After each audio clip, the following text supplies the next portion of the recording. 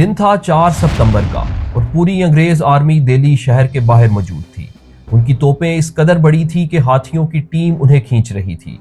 दिल्ली के लोग इतना खौफनाक मंजर पहली बार देख रहे थे। दूसरी तरफ शहर के अंदर बहादुर शाह जफर के साहबजादे मिर्जा मुगल ने पूरी तैयारी कर रखी थी कि अंग्रेज को हर सूरत महल पर कब्जा लेने से रोकना है। पूरी हिंदुस्तान और मुसलमान कम्युनिटी कंधे से कंधा मिलाकर खड़ी थी कि चाहे मौत आ जाए मगर अंग्रेज को रोका जाएगा। 70,000 लोग अंग्रेज हमला नाकाम बनाने के लिए बहादुर शाह जफर के साथ खड़े हो गए और जंग के दौरान अंग्रेज अफसरान ने यहाँ तक सोचना भी शुरू कर दिया कि अब मजीद लड़ना बेकार है, हम इस फौज को हरा नहीं सकते।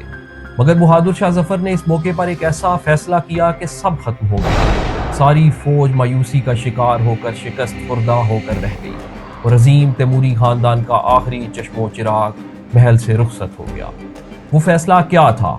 वो क्या वक्त था जब किसी मुगल बादशाह ने लाल किले में अपनी आखिरी रात गुजारी और फिर अचानक ही बादशाह लाल किले से हुमायूं के मकबरे पर जा छुपे और कैसे बिलाहिर उन्हें वहां से गिरफ्तार कर लिया गया और बादशाह के वहां होने की मुखबरी किसने की, ये सब जानिए आज की हमारी इस वीडियो में।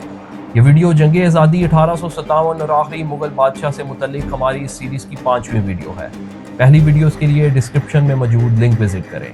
तो शुरू करते हैं आज की वीडियो।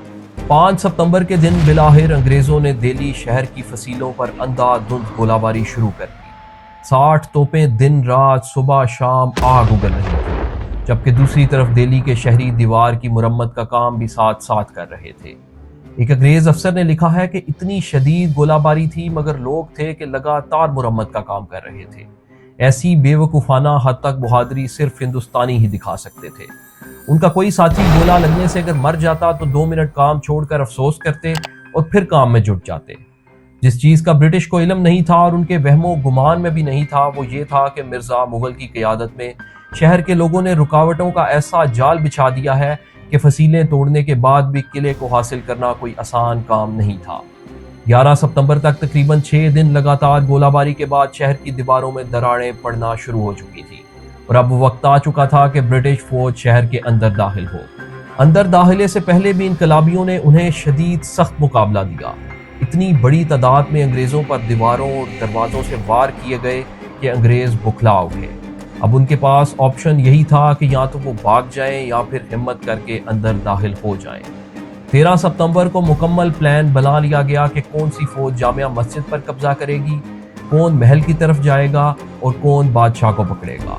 जब अंग्रेजों ने दरवाज़ों और दीवारों से शहर में दाखिल होना शुरू किया तो दिल्ली आर्मी ने ऐसा कमाल जवाब दिया कि सैकड़ों अंग्रेजों की लाशें बिछ गईं। बहुत सारी लाशें गिराकर बिलाहिर अंग्रेज दरवाज़ों के अंदर दाखिल होने में कामयाब हो भी गए। मगर अब आगे का मरहला उससे भी ज़्यादा खतरनाक साबित हुआ। मिर्जा मुगल ने कमाल हिकमत अमली से दिल्ली की हर सड़क और हर गली को मैदान जंग बना दिया हुआ था।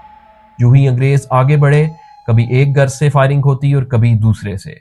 कुछ ही देर बाद ब्रिटिश आर्मी तितर बितर होने लगी और हमलावर पसपा होते नजर आने लगे।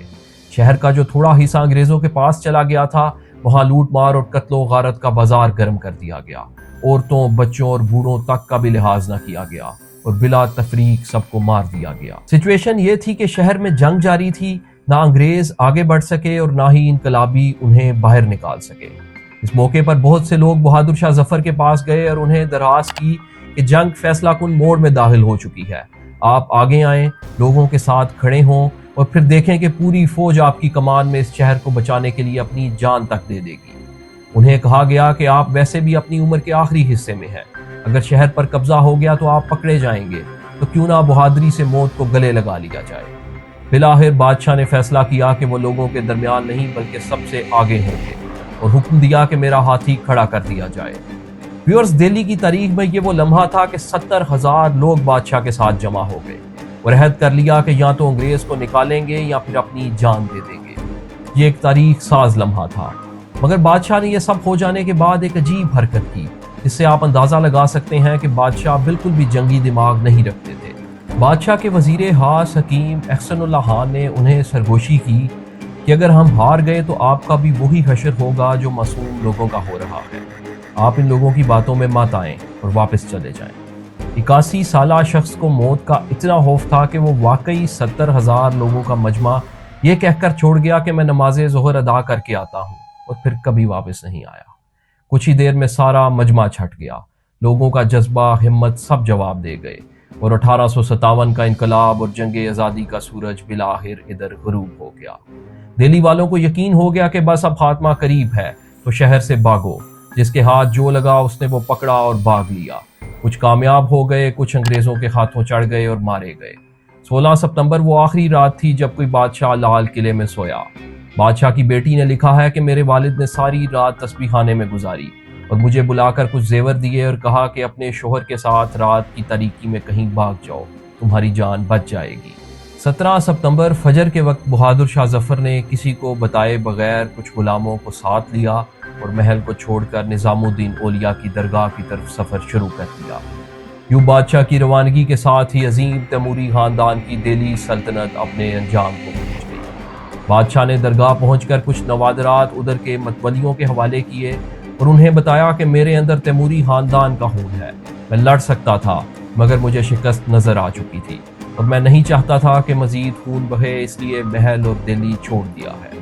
اس کے بعد بادشاہ اپنے غلاموں کے ساتھ ہمایوں کے مقبرے پر پہنچ گئے اور یہ آخری جگہ تھی جہاں بادشاہ نے ایک آزاد انسان کی حیثیت سے وقت گزارا۔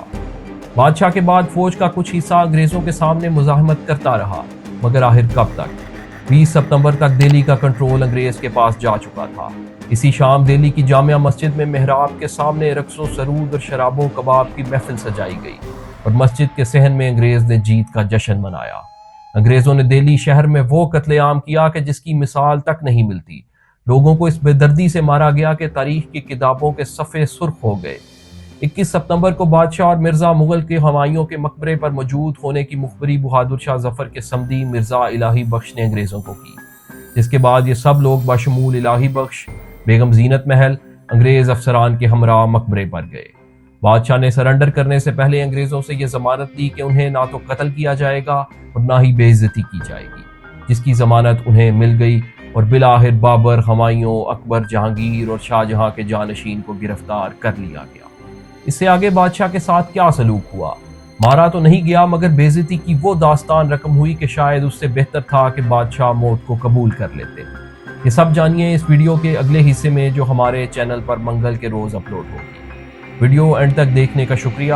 اپنی رائے سے ہمیں کامنٹس کے ذریعے ضرور آگاہ کیجیے۔